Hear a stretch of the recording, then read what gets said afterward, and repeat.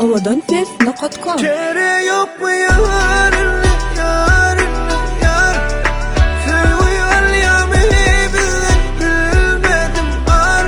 Yüzüm gülse dağlaya, menzesi dağlaya. Sonu sevimin hakkıyla ya.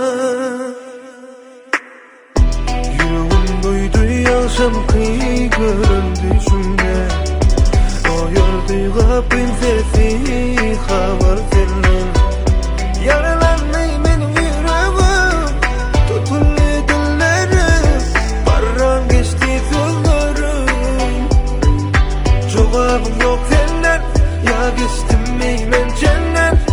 Duyan nasıl yaz kızgın bundan. Cevabım yok senden, ya geçtim meymen cennet.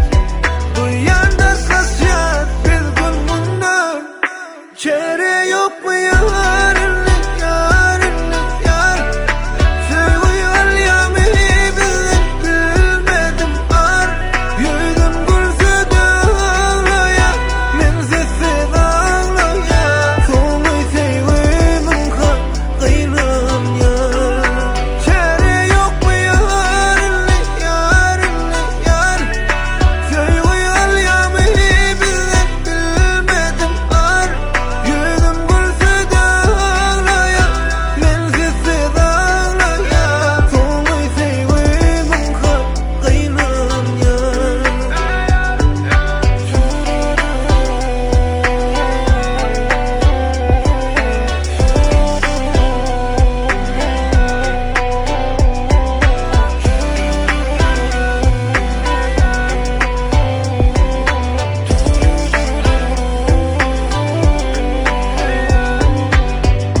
Görüşeli hoşlaşmana son kıygıdı.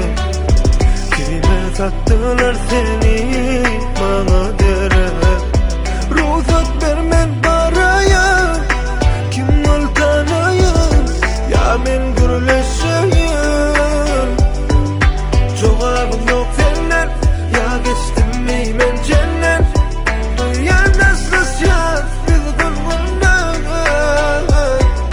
Cevabım yok senden, ya geçtim meymen cennet. Duyan nasıl yaz kızgın bundan. Çare